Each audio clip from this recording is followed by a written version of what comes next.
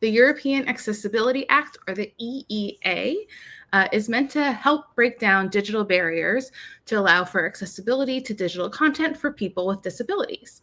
And better accessibility results in better experiences for everyone. So, and it applies to orgs with users in the EU, much like GDPR does. So, also a reminder, we are not lawyers, so take all of this with that very particular grain of salt. But according to Litmus's 2025 State of Email report, 47% of organizations use basic accessibility considerations in their emails, which means more than half are not using that. So don't assume you're already doing this. Remember that better accessibility means better usability for everyone. So it's really a net win. So some things to keep in mind when thinking about accessibility in email is to use clear and legible text. This is generally sans serif text. Have it at least 14 size and proper contrast between the text and the background. So if someone can't see the exact colors that you're using, they can still read the text. You also want to use a well-structured email so that screen readers can read it clearly and easily navigate through the different sections of the email. Also, any important information should never be only in an image. And you want to make sure that you're utilizing alt text. So that way, if the image doesn't load, someone can still read what the message is that you put on that photo. Also, using it only in text only on an image means someone can't search their inbox for that text later. So using it as alt text or having it elsewhere in the email is great for user experience as well.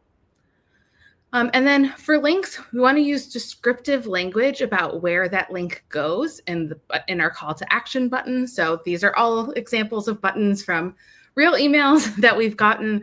So you don't want to use just click here, but things like grab your getaway, get early access, order and earn, things like that offer something more engaging and are more descriptive than just click here. So from Tamara, what is the latest in privacy and spam regulations? Haven't heard privacy in a while. Re-adding folks to our subscription list. For instance, if someone purchases a ticket, are there any legality issues with auto-adding them to our email marketing list in addition to the allowed transaction-related emails? Or do we need affirmative consent for their email subscription? Then she said, I know we probably want affirmative consent, but wondering about the latest in legality. So again, start off the reminder, we're not lawyers, but basically this really changes depending on where you and your customers are in the US. So since there is not currently a federal law about this, some states have laws and some states don't. And the ones that do have laws, those laws are not all the same because why would they be? Some have carve outs for nonprofits, some don't. It's very confusing.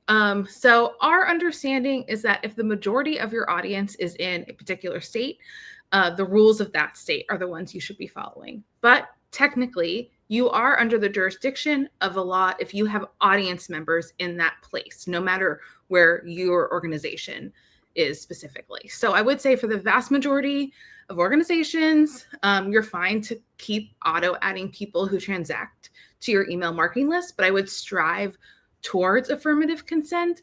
I wanted to note it's very US-centric.